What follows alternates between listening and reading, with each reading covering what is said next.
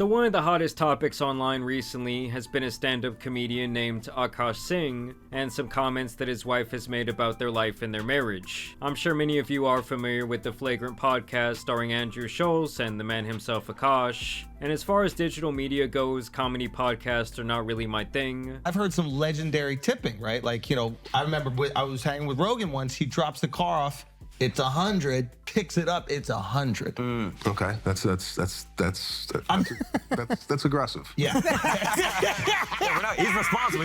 I guess I just don't find either host to be particularly funny. I really think that Andrew got a career from swinging on Joe Rogan's nuts, and then Akash in turn did the same with Andrew. This guy is actually so unfunny as a comedian that I thought for sure he was like Lily Singh's long-lost brother or something like that. But it is simply not true. They actually do have two things in common though. For one, they both cannot take any sort of constructive criticism regarding their comedy. I'm trying to power through the set, but when I'm done with my set and I see him doing this, that shit, there is no way your fucking left hand is more interesting than what we're doing up here for an hour. And for two, they were both virgins deep into their 30s. I'm sure I could get there, but I don't give off the vibe, I think, of the girls are like, I gotta fuck that guy.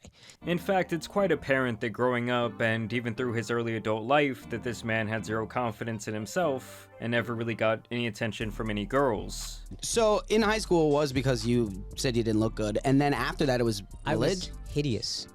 Well, you're not a hideous guy. Hey, you haven't seen me in high school. Well, Short, what fat, happened? Crooked teeth. I was just like a chipmunk, dude. And I really do think that this is how he became a living doormat, but let's not get ahead of ourselves. And funny enough, the seeds of this expose of his home life were planted years ago, when Myron and Frogger from Fresh and Fit would go onto the Flagrant podcast, and it was beyond clear that Akash was not a fan of these guys by any means. The way I look at it is, you watch them you see them evolutionary charts from Neanderthal to Homo sapien? Yeah. Y'all are the first motherfucker out of Neanderthal. And ever since this interaction, the two of them have had beef for years, and even the two podcasts in general have had issues with each other. And at first I would say it was a pretty even battle with each respected fan base kinda riding for their guys, but lately Myron has been teabagging the shit out of Akash online. And it's really all been possible because of Akash's wife, Jasleen, as she has pretty much given Myron all the ammo in the world. You see, Akash made the mistake of trying to appear too perfect, and every time he would open up his mouth about his wife, Jasleen, he would paint her as this beautiful, sexy, but also innocent, almost naive person.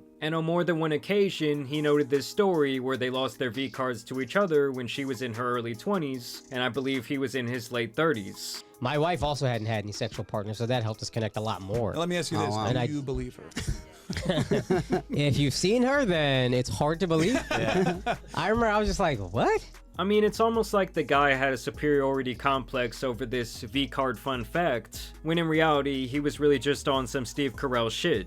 And it's quite apparent that even in his newfound success, he was still deeply insecure from his adolescence. But either way, Akash was still pretty well respected for years, and the problem really didn't start until his wife opened up her mouth. And at first, it was simply about the red pill community, and specifically Fresh and Fit.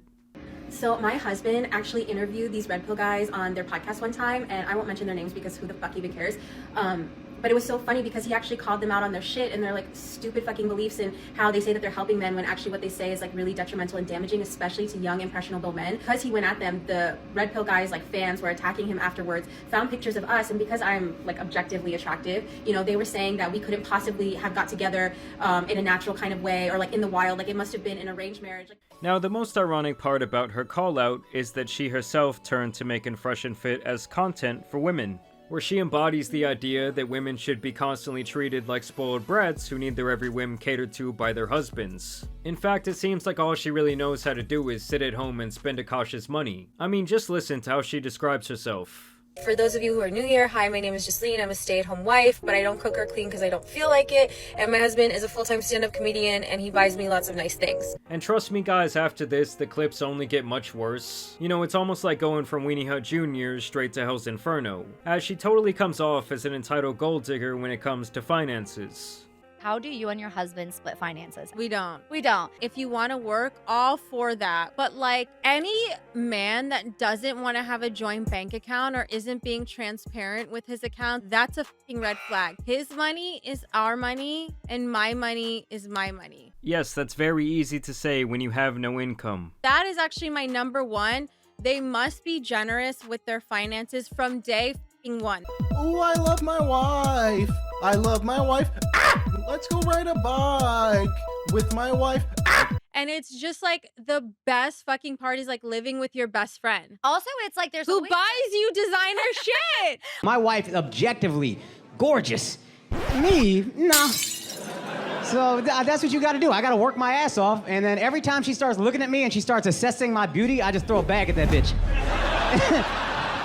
Chest pass! And just look at her sheer reaction to Akash surprising her with an upgraded wedding ring recently. First of all, I want to say, Amma, happy birthday. All of this is possible because you told me I could do anything that I wanted. With him also saying that he now wanted to renew their vows in India in front of their families, and just pay attention to what her main focus was in this clip. I think the only thing you can do is close again. Jasleen. Jasleen Singh, will you be Jasleen Singh forever again? Yes! Oh my god! Oh my god! How big is this? Thank you so much! What do you say? This is so... Courtney Mustard. You were sitting in her lap. Now clearly she was not moved by the rededication of their love to each other. Hell, she even dodged that poor motherfucker's kiss. Marriage is much better for women. It literally starts with a man getting on his knees begging you. But is that enough? No. You also get an exquisite piece of jewelry. 3 paychecks, that's what she told me. 3 on a finger?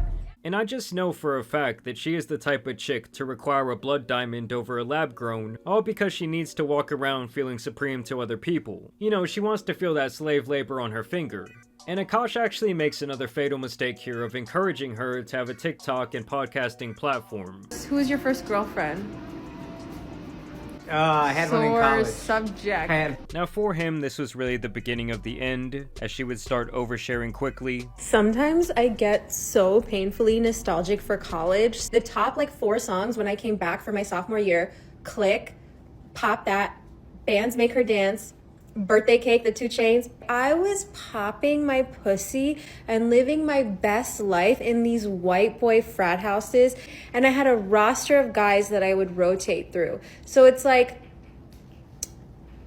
ugh. And it's just hilarious because Akash acted like he found this diamond in the rough, like she was some pure angel sent down from heaven, when it turns out she was the total opposite. I was popping my pussy in these white boy frat houses. I met this guy on Tinder. This was before Bumble or Hinge. Like, this was like in the OG days of the app. And this guy, I made the dumb mistake of letting him sleep over, like not really wanting to fucking hook up.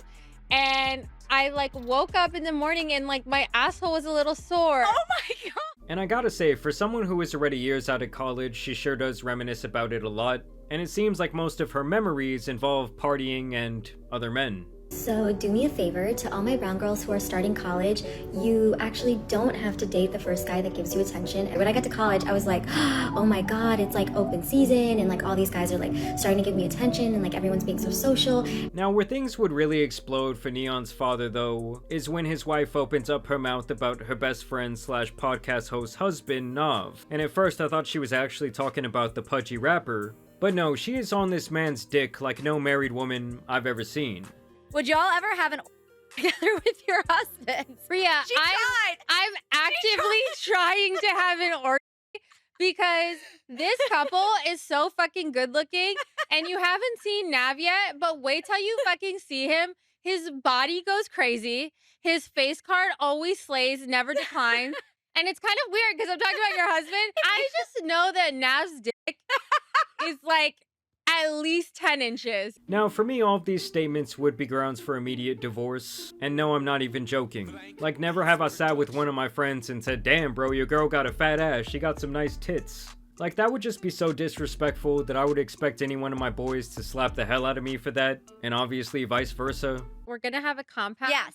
And me, Nav, Nehal, and Akash are gonna be in 2, like, adjoining houses. So that we could always be near each other. And we're gonna have a connecting basement where we have dinner and movie nights and yeah. Akash is such a fucking king. Like, everyone knows he's the best husband. And I don't often find men that measure up to him and, like, Nav completely measures up to him, if not more. But for Akash, this ends up being the worst part, as he willingly gets cucked for their audience of less than 1,000 subscribers. And the funniest part to me is that he shows up on the couch with the other husband, Nav, and I expected him to be like this jacked, badass, historically good-looking guy. And funny enough, he's really just like Akash 2.0. He's like his cooler older brother or some shit like that, body language and all. And at first, they just discuss their home life and the drama over their finances. But when I tell my wife I'm tired, I want her to say, I'm sorry, baby. I understand. That must be exhausting, buying me all these things. Instead, she goes, so am I. And if I dare open my mouth to go, what the fuck did you do that made you tired? I went to Pilates. It's been unspoken, but now we're just saying it now that we're both making content. If it's funny, we're good. That was clearly my wife trying to be funny, and watching everyone take it, because the idea that my wife, she's gonna start making so much, you guys are gonna make so much money. Nope. The idea that she would even go to the bank to try to open her own account. It's like laughable. But quickly it is quite apparent that Akash's wife cannot handle herself around the aura that is Nav. That we love you, but I actually love you and want to all of you. I mean, just look at the eye contact between them, and how awkward Akash looks. I mean, she really almost slipped up and straight up said that she wanted to bang this guy. Can I say, this is the best husband I've ever seen, and I'm not even saying that hyperbolically. It's a little annoying. And other than the blatant cuckery, she makes it apparent that she is the most ungrateful wife to this guy. And as a matter of fact, she does not even want to celebrate his own birthday with him using his own money. May the 4th is Akash's birthday. And May the 4th be with you. Yes. Yeah, and every year I dread it because I have to be nice the whole day, and I have to get him something. Listen, I'm just used to being treated like a princess all day, every day, so that one day that I don't... Oh, what torture. Yeah. And so, of course, she got a lot of backlash over this. I mean, even the most staunch feminist out here was saying, like, please do not make me defend a man. Obviously, Myron was out here roasting the shit out of them collectively, and this was their airhead response to all the attention that they've been garnering. But I will say, our haters are kind of really fucking dumb, because you hating on us gained me 15,000 followers. That's organic followers. So it's like, you're just giving us more relevancy. Like, we were literally a pop culture topic, and like, people couldn't stop talking about it. Yes, your haters will totally make you famous. I'm sure they aren't just watching the house burn down from afar. And I feel like everyone has that dumbass friend who pauses them in the middle of a conversation to say, yo bro, this conversation's great, we should totally have a podcast, you and me. You're right bro, everyone's gotta hear this. And I really think that that's how this stupid ass podcast started. Akash, don't tell me you built that studio, my guy. I mean, straight up, they need to start giving out IQ tests before they will sell you a microphone. And I'm just saying, guys, like, being someone whose job is online in the fashion that mine is, I would never date an influencer chick, or even a girl who has any sort of aspirations of online fame. It would just be way too big of a liability for reasons like this, and I definitely would not want someone who sits at home all day spending and solely relying on my income. But hey, I guess that's just the way I see it. You know, there has been this continued sense that, like, the Rogan sphere, and pretty much any comedian kind of revolving in its atmosphere, has kind of been like self-destructing in the last year. I mean, if you go to the Flagrant podcast right now, the comment section is a literal war zone where Akash is getting destroyed, he's getting called a cuck, he's getting called a simp. I mean, someone take that motherfucker off the barbecue, he's done, he's cooked. But either way, I do want to thank you guys for watching today's video, dropping a like and subscribing. But as you guys know, it's been your boy the Tan Superman, and some other simp-ass comedians out here need to be covered, so I'm out. Peace!